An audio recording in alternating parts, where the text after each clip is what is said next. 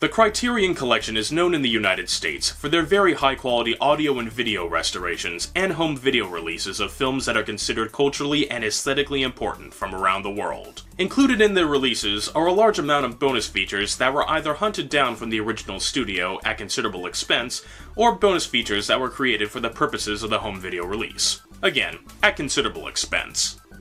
However, browsing the list of films they've released, one can notice a large and confusing lack of animated movies in their library.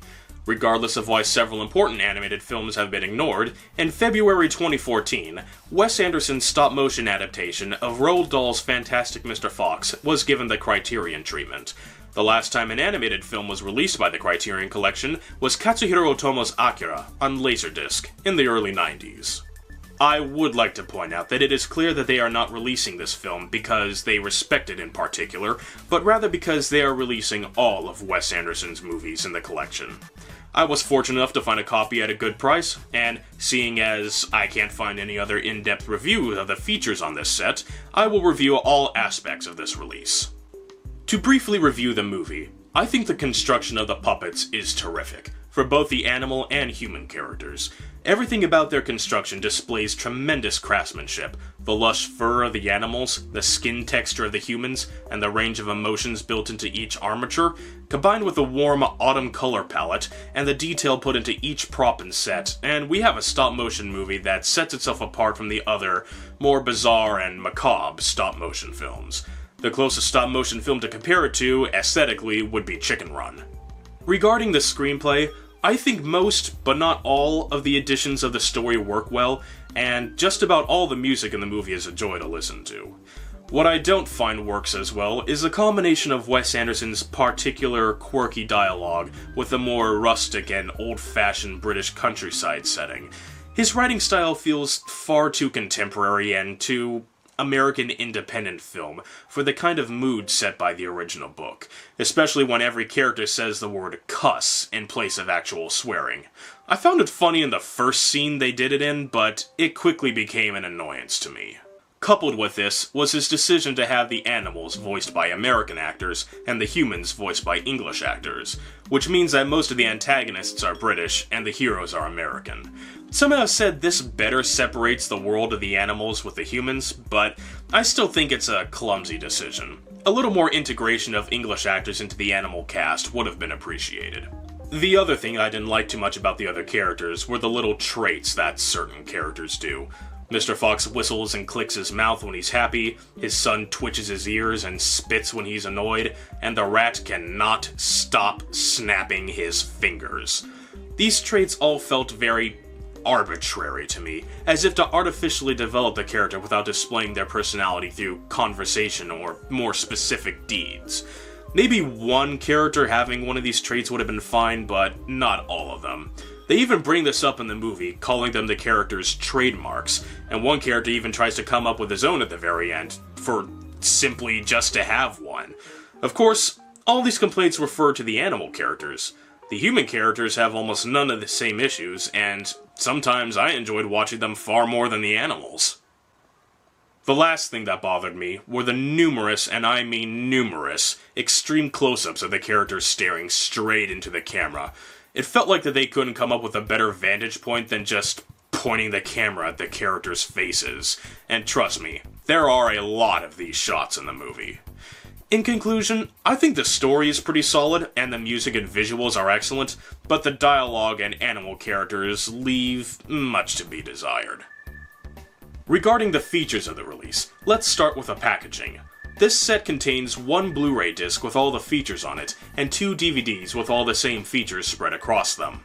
The slipcover has a beautifully made painting of the feast that the characters share, but there are 2 things that confuse me.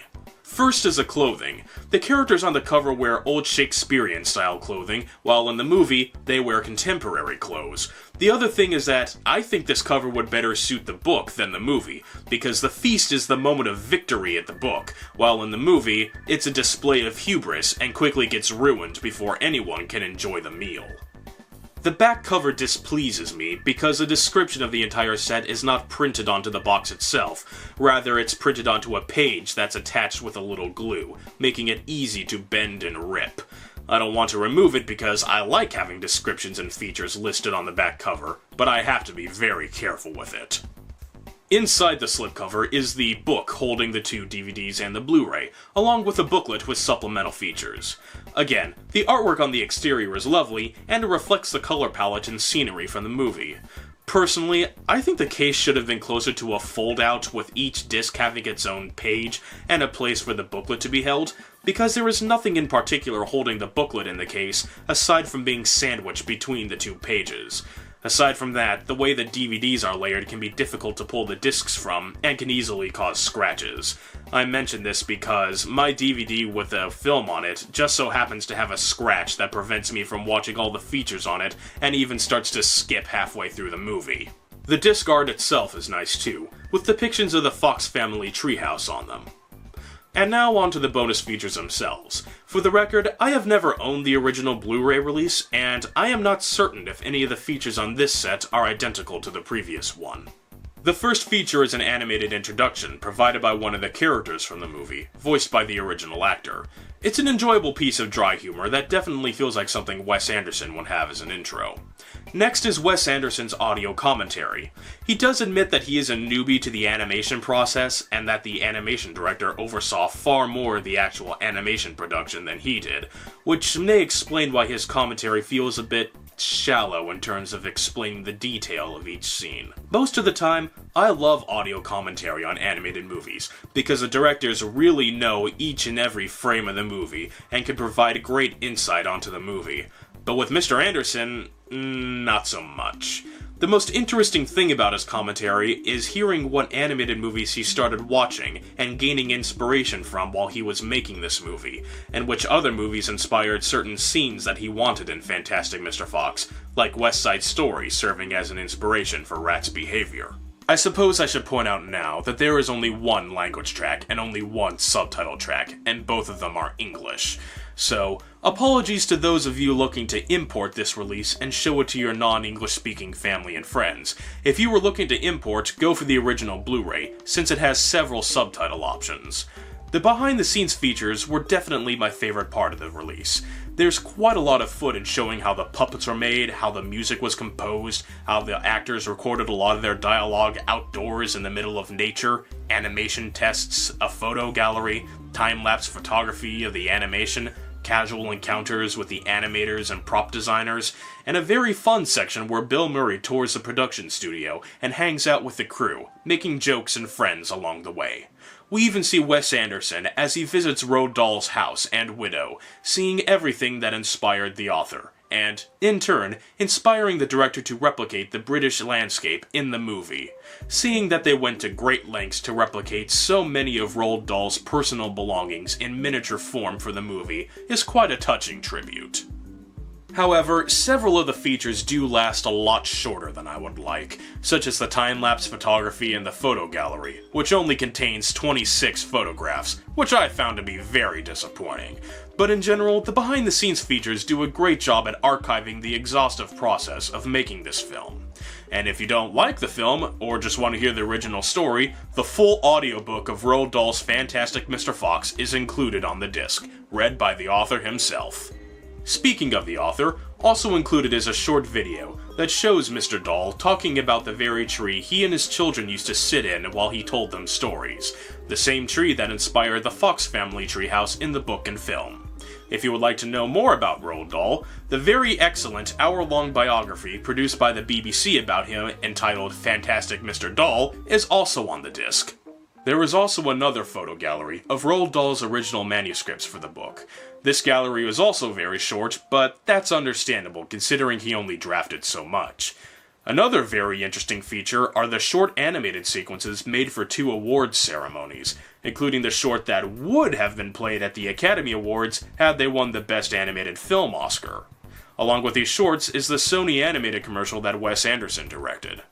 If you're like me and you study storyboards, you will greatly enjoy the complete storyboard animatic of the entire film, seeing how 3 storyboard artists pre-visualized the movie.